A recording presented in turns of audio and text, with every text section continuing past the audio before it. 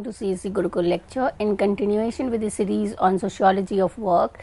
In today's lecture, we are going to discuss about work in historical perspective.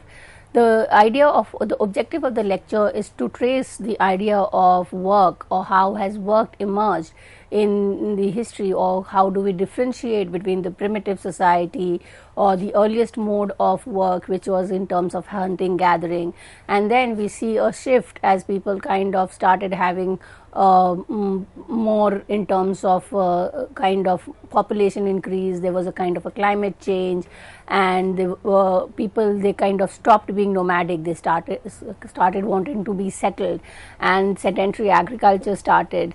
In sedentary agriculture, it is important to understand horticulture, and then kind of initially it was slash and burn forms of agriculture, which was in terms of leaving the land open and then burning the harvest. So it was kind of moving towards from, say, one form of economy to the other. But when agriculture comes in, more on physical labor is being put, and then agriculture brings about a change.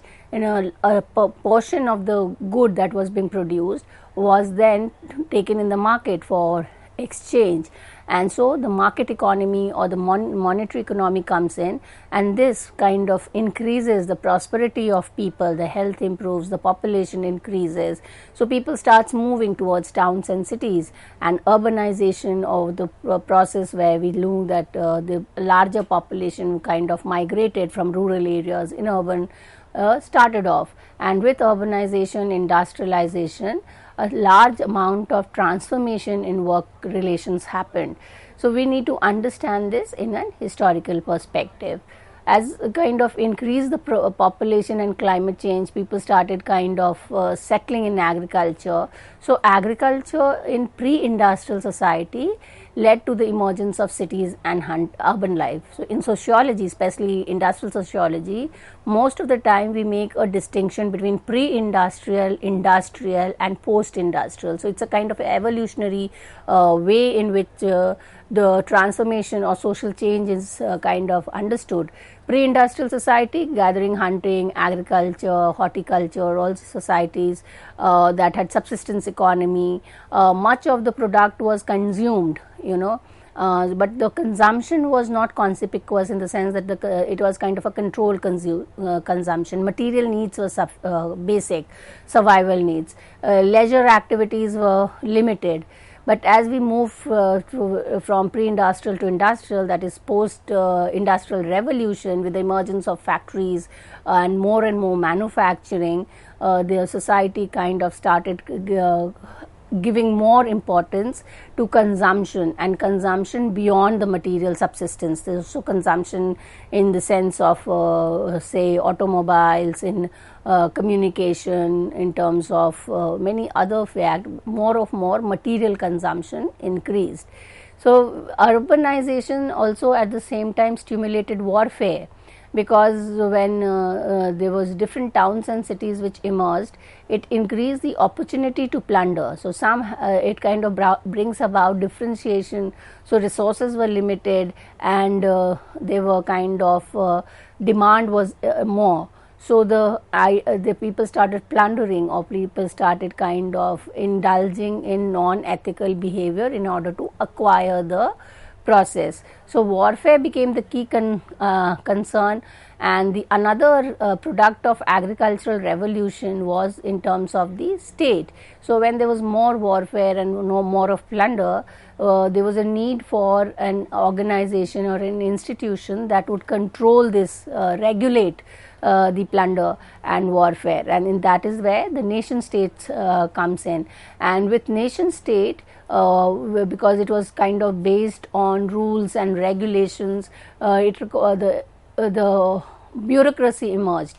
Bureaucracy, as we refer to Weber's work as rational organization, as the most where every action is kind of rationally and logically explained. It has rule books, it is based on hierarchy.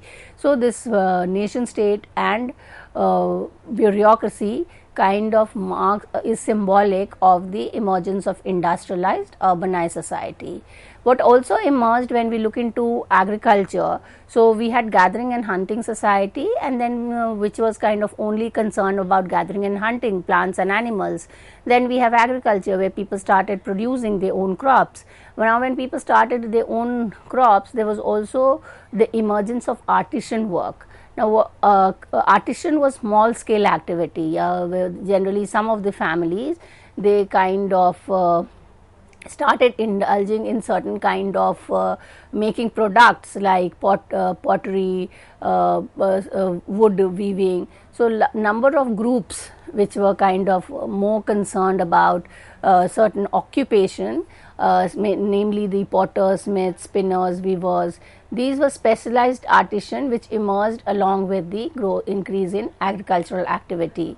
Now, the most important trait when we try to understand in from sociology of work, when we look into artisan work, is we see that these traits or the skills required for manufacturing of the product kind of acquired through specific skills, and it was also hereditary. It was a family occupation. So, everyone in the potter family would be engaged in doing pottery. So, it was a work which was learned by kind of everyday indulgence in it. It was the elders of the family taught the youngers the art, and they also kind of ensures they had some amount of physical strength and endurance. So, when we look into artisan work, it reflects that there is some amount of physical work that is important. Now, one most important dimension which help us to understand work in the contemporary society, to understand how all our work that we do is regulated with reference to time. That is, we have certain target to meet in 1 month, certain amount of work to be done, and that is how efficiency or productivity is measured. Now, if we go back to the primitive or the say simple society, how do we understand the notion of time and work? And as we are most of us are aware, there was no kind of a clock or a measurement of time as we do today.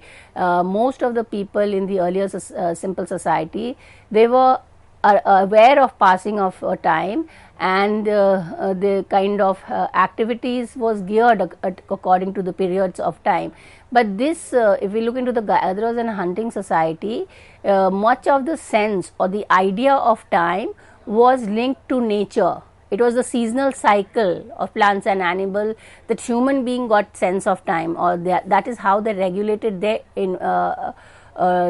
work or their activity. So, agriculturalists also had aware of proper time. The agricultural society, people were well aware what is the time for sowing, what is the time for reaping and other farm operation. Now, this whole idea of doing the particular time in a particular period was very much linked to the nature. That is, they kind of understood the reference to the sunrise, sunset, the movement of moon. These were the way how they made sense of time. The division of time that we have in the modern society into artificial units such as month, week, hours, minutes, everything nowadays count. So, we know we have to complete a work by this time, by this minute, else it would be considered as a failure. Such a sense of artificial division of time was absent in the early simple society. Now, for traditional gatherers, agriculturals and artisans, there was no need for precise scheduling. Why? Because the whole idea was that work was not with reference to economic criteria. Work was being done for their own basic survival, for being able to kind of produce enough for their kind of everyday existence. So, there was no need for precise scheduling. Why do we need precise scheduling? Where we fix target. So, if we fix target, then we need to be kind of completing that work in that period. The other sense of time arises when everybody has to do and complete the work in a particular time. So, we need to kind of tell or share this notion that this work has to be completed by this hour or this month or this week. So, attitude of work and time in the simple society, or say the gathering, hunting and agricultural society, was quite relaxed. It was not so kind of hard fast rules, and only fact that they could make difference in the gathering, hunting or the agricultural society was the distinction between the peak period or the harvest time and the slack period, and this was a kind of a period when they had to do more work. So the peak period was the production time, so they would be doing more of agricultural activity, and then the slack period, when there was, so say, heavy rains, even the gathering and hunting was kind of reduced, agricultural activities were reduced. So this was a period for rest. This was the only sense of time that was there. Now, work pattern in pre-industrial cities, if we look into the pre-industrial city, what was that is just a kind of before the industrial revolution. Here, according to Gideon Salzberg, merchants and handicraft workers do not adhere to any fixed schedule. They did not have any particular time. For instance, there was no particular time for opening the shop. It could be opened at 9 in the morning or 10 and 11, and there was no fixed time for lunch. Could be any time when they felt like eating, they could have eaten. So this notion of relating time to work was absent. Now, when did the notion of time emerge? Time emerged kind of when we start kind of trying to understand that large number of men and women, they assembled in monasteries and church, and this was kind of coming in very close to the Reformation, where they had to kind of assemble at one particular monastery or church, and then they would be given the time for everybody to do a prayer, a fixed time to prayer, or a fixed time to kind of eat food. So here also the reference was to the sunrise, sunset, the pattern of migration of bird. These were the references for time. Now, measure of work with reference to time, that is all this whole notion in industrial society that we have of bonus, overtime work, overtime payment of work, the difference in the wage or the difference in the salary, even the salary that we get is according to the number of hours that we have worked in every sector, whether it be a public or a private sector. Now, this notion of work or measure of work started off with the kind of development of technology or techniques to measure work, and that is in terms of time. So, initially time was measured with sundials, hourglasses, candles and devices that used a falling water level, different ways. You had these sundials where the amount of sand would have to go move down. So, different sense of kind of making work. In some town, the passage of hours in Europe, especially in the pre-industrial society, the passage of the hour was noted by ringing bell. So there was some intimation of work. Now, the most important part of the industrial life was the emergence of the mechanical clock, and this first appeared in China towards the end of 11th century and Europe by the end of 14th century. Now, these mechanical clocks were used to demarcate working hours soon after the invention and diffusion. So, the most important use of the mechanical clock was to kind of regulate working hours, especially in the factories. And if we kind of go back to say early societies, early time society, every factory had certain kind of sound which was kind of either a bell or a siren which was run in the beginning when the work started, and then when the work kind of ended. And why was this required? Because according to the number of hour that the work was done, the compensation would be determined. Now, the coordination of time for work. Now, when these machineries and mechanized operation requires close coordination of work and activity, and this could be done only through clock driven schedule. So, and now we know we have this biometric where the attendance of people at the workplace is done, and so your everything is kind of getting regulated.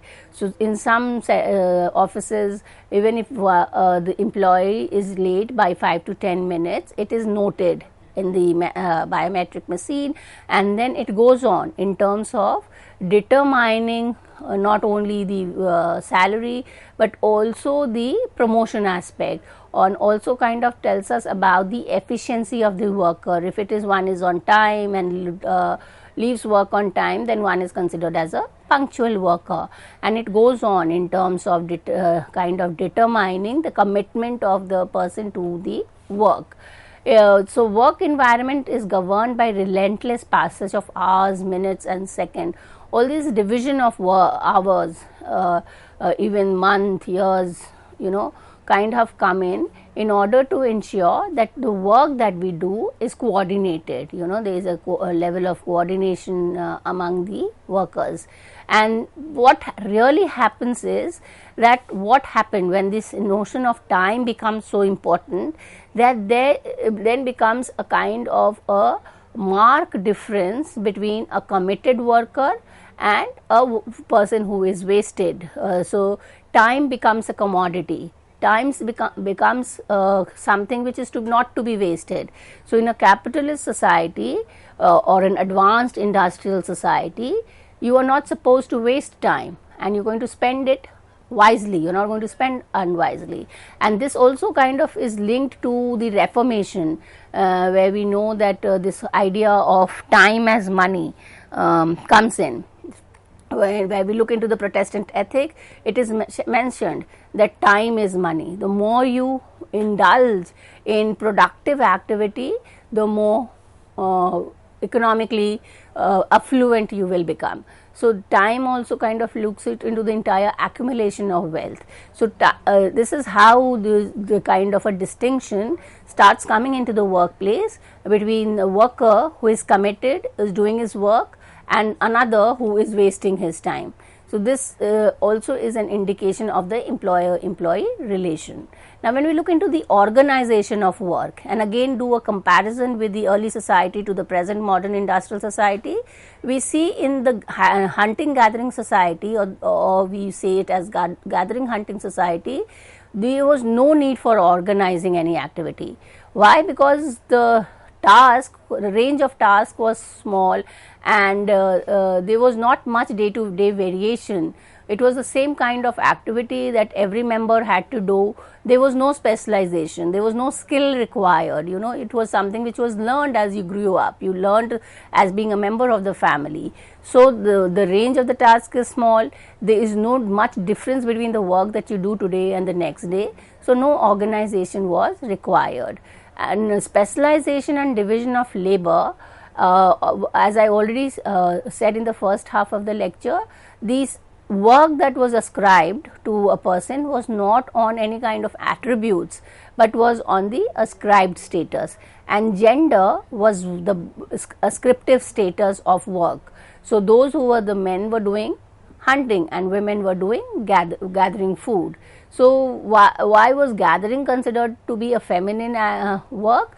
Because women had the responsibility of the children as well. So, the women and children were together kind of given comparatively less demanding work than hunting, which is kind of considered was as more risk or more threat to it.